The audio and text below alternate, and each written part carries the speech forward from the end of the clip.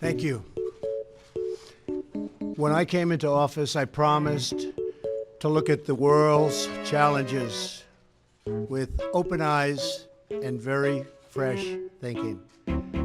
We cannot solve our problems by making the same failed assumptions and repeating the same failed strategies of the past. Old challenges demand new approaches. My announcement today marks the beginning of a new approach to conflict between Israel and the Palestinians.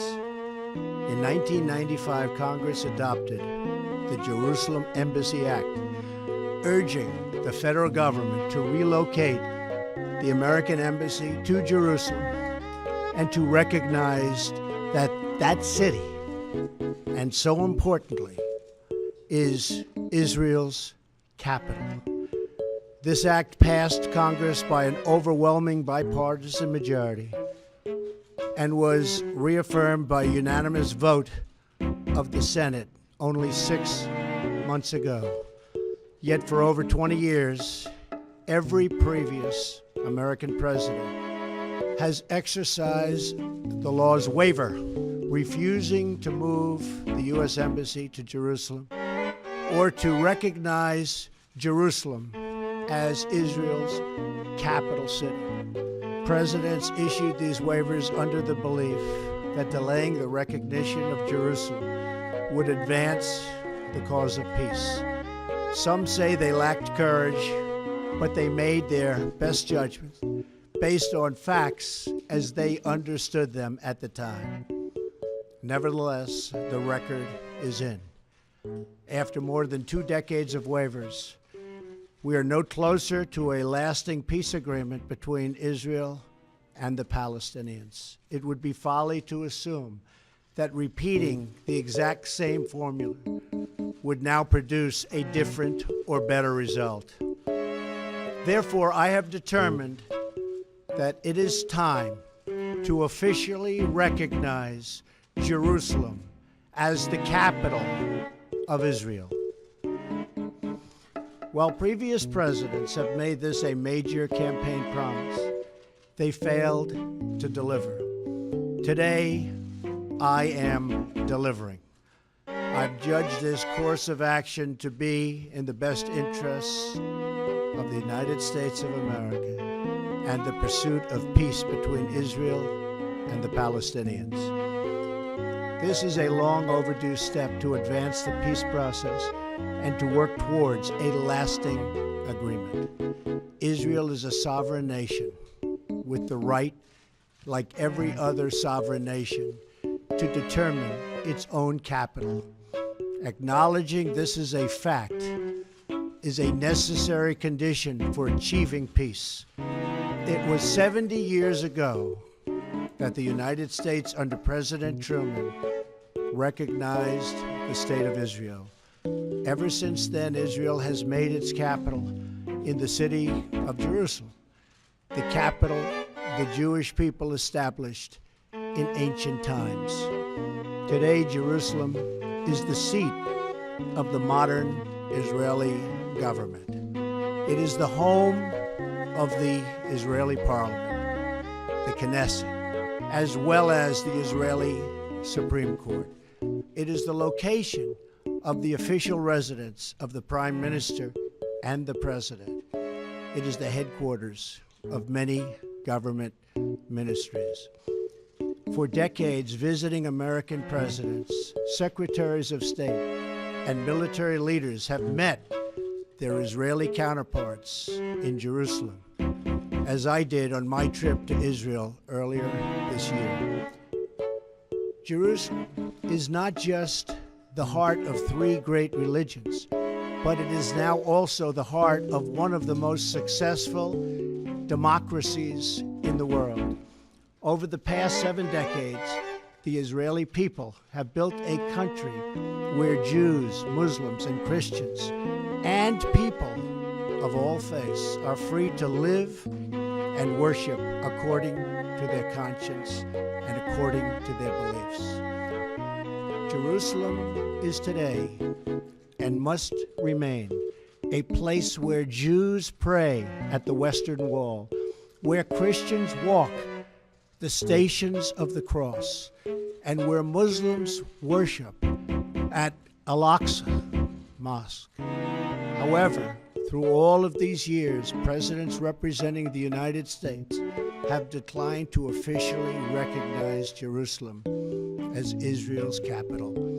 In fact, we have declined to acknowledge any Israeli capital at all. But today we finally acknowledge the obvious, that Jerusalem is Israel's capital. This is nothing more or less than a recognition of reality. It is also the right thing to do. It's something that has to be done.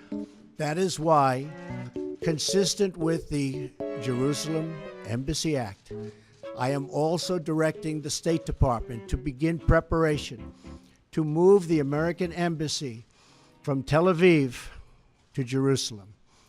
This will immediately begin the process of hiring architects, engineers, and planners so that a new embassy, when completed, will be a magnificent tribute to peace. In making these announcements, I also want to make one point very clear.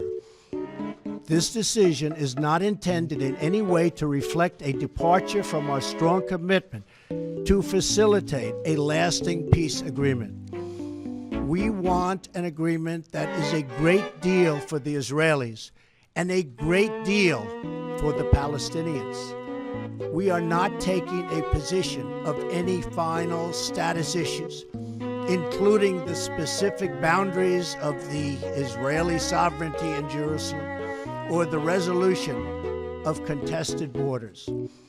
Those questions are up to the parties involved. The United States remains deeply committed to helping facilitate a peace agreement that is acceptable to both sides. I intend to do everything in my power to help forge such an agreement. Without question, Jerusalem is one of the most sensitive issues in those talks. The United States would support a two-state solution if agreed to by both sides. In the meantime, I call on all parties to maintain the status quo at Jerusalem's holy sites, including the Temple Mount, also known as Haram al-Sharif. Above all, our greatest hope is for peace, the universal yearning in every human soul. With today's action, I reaffirm my administration's long-standing commitment to a future of peace and security for the region. There will, of course, be disagreement and dissent regarding this announcement. But we are confident that ultimately, as we work through these disagreements, we will arrive at a peace and a place far greater in understanding and cooperation. This sacred city should call forth the best in humanity, lifting our sights to what it is possible, not pulling us back and down to the old fights that have become so totally predictable.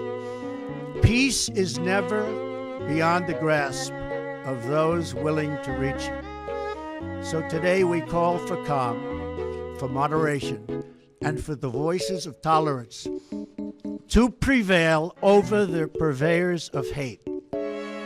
Our children should inherit our love, not our conflicts. I repeat the message I delivered at the historic and extraordinary summit in Saudi Arabia earlier this year.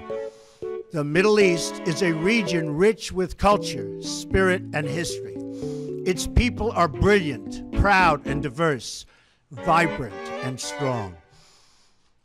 But the incredible future awaiting this region is held at bay by bloodshed, ignorance, and terror. Vice President Pence will travel to the region in the coming days to reaffirm our commitment to work with partners throughout the Middle East to defeat radicalism that threatens the hopes and dreams of future generations. It is time for the many who desire peace to expel the extremists from their midst. It is time for all civilized nations and people to respond to disagreement with reasoned debate, not violence. And it is time for young and moderate voices all across the Middle East to claim for themselves a bright and beautiful future. So today, let us rededicate ourselves to a path of mutual understanding and respect. Let us rethink old assumptions and open our hearts and minds to possible and possibilities.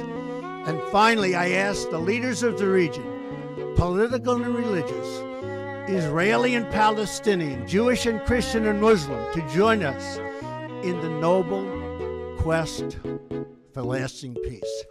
Thank you. God bless you. God bless Israel. God bless the Palestinians. And God bless the United States. Thank you very much. Thank you.